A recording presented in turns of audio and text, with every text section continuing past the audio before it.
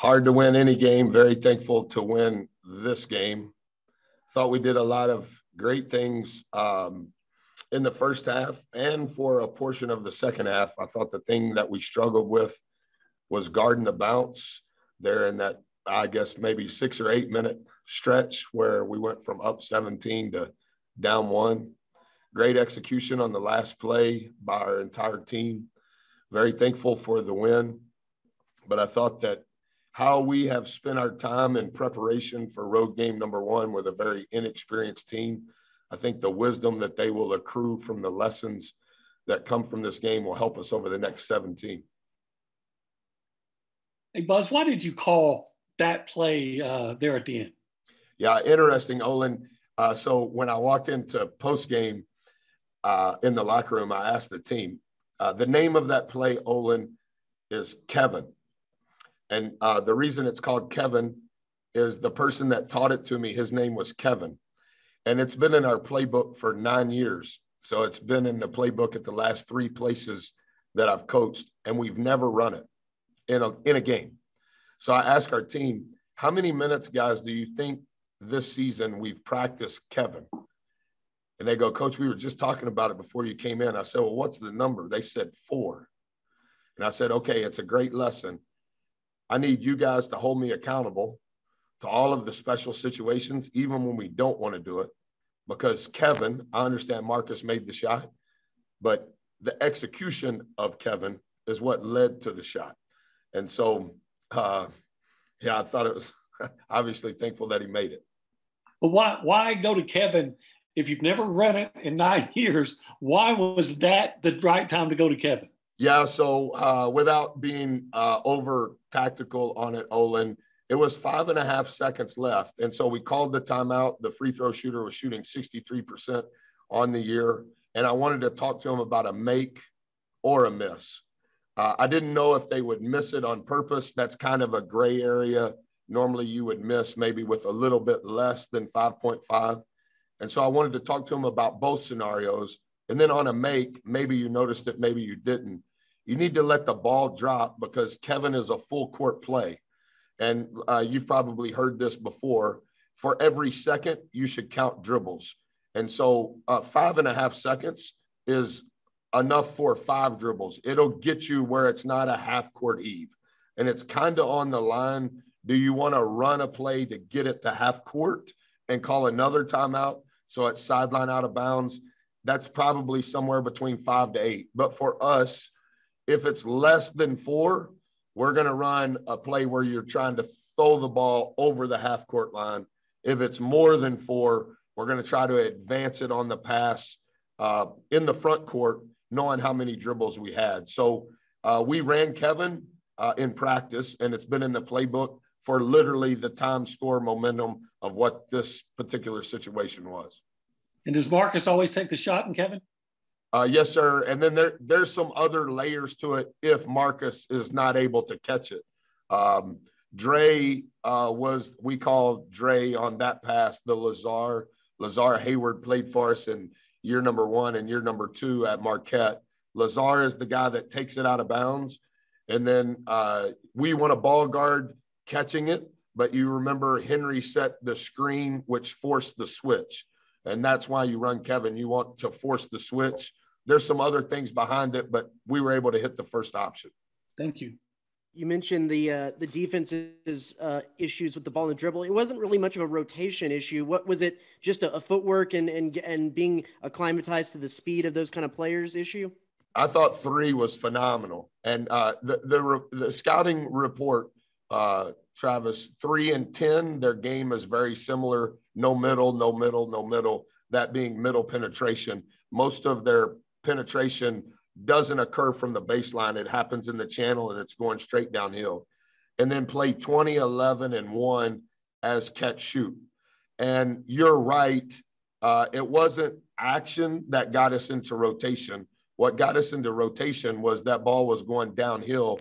We didn't do a great job of being physical at staying in the drive. In other words, changing the path in which the dribbler is running or dribbling. He was just going straight. He was dribbling on the boards that he started his first dribble on. Those were the boards that he shot the ball from. And our low man, the guy that's protecting the rim, not necessarily the tallest guy, whoever our low man is, the guy at the hole, he's got to be engaged a little sooner. So our low man was late 6 times in that run. And then I don't know what the exact number was, but 3 was phenomenal at getting downhill. And 10 did a really good job of getting downhill and creating shots for 10, 11, and number 1.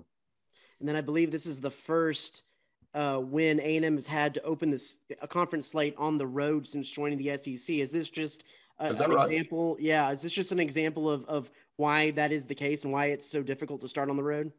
Well, it's hard to win a game. It's hard to win on the road. It's hard to win at home. I think the numbers will say as the conference unfolds, I think our league will be the best it has ever been. And I don't think that it's necessarily based on non-conference records. I just think that there are more good players than ever before. There are multiple Hall of Fame coaches that are in this league. And, like Travis Henry played better tonight than he had played the previous 3 games combined. And I think what he did for us was what we need him to do. And I thought Aaron Cash's ability to get offensive rebounds to give us more possessions. We were never in the bonus in the first half, and we didn't get in the bonus in the second half. You can look it up, but it's in the 2 minute and something left to go in the game before we got to the bonus. For a team that's as reliant on free throw makes as we are and have to be, for us to never get to the bonus, that's hard for us to overcome. Our offensive numbers, points per possession, were the best that it has been all year. Some of that is because we shot a higher percentage from the free throw line, but also some of that is because we got so many extra possessions on the offensive glass. I think that the value of a possession, and it's all of the things that you and I constantly talk about, those things will never change. But for an inexperienced team together and relative to their age, an inexperience at playing at the highest level, their response to up 17 to down 1, I thought their spirit and their togetherness was Oregon State-like from start to finish from everybody in the group. Hassan is almost an assistant coach in his ability to say the truth. 4 was phenomenal in his impact on Marcus. 4 was great with Q. And 4 is not necessarily playing when he's telling them what he's telling them. Q's maturity, we would not have won with Q playing the way he played last year or his first year.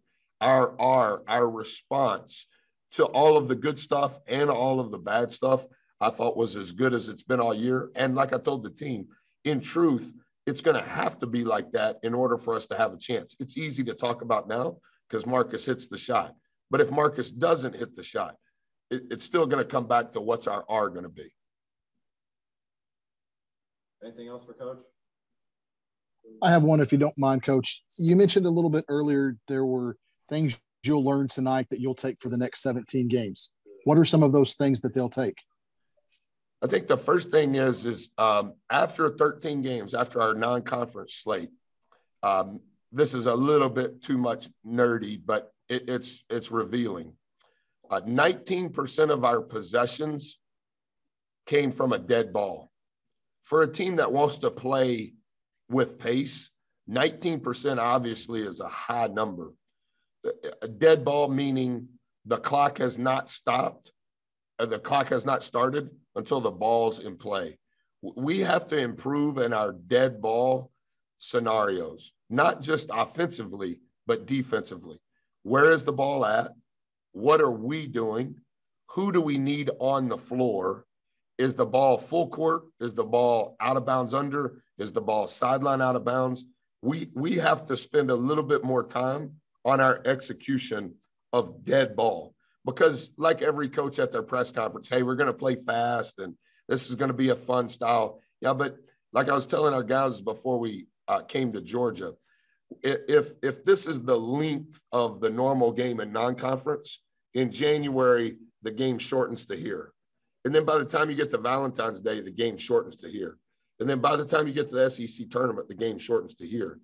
19% is a lot. And I think that on both sides of the ball, because if it's happening for us, 19%, it's going to be in the teens for the opponent. So now all of a sudden, who do you have in and what are you doing defensively? Are we switching? How are we guarding the ball screen? Who do we want in, et cetera, et cetera.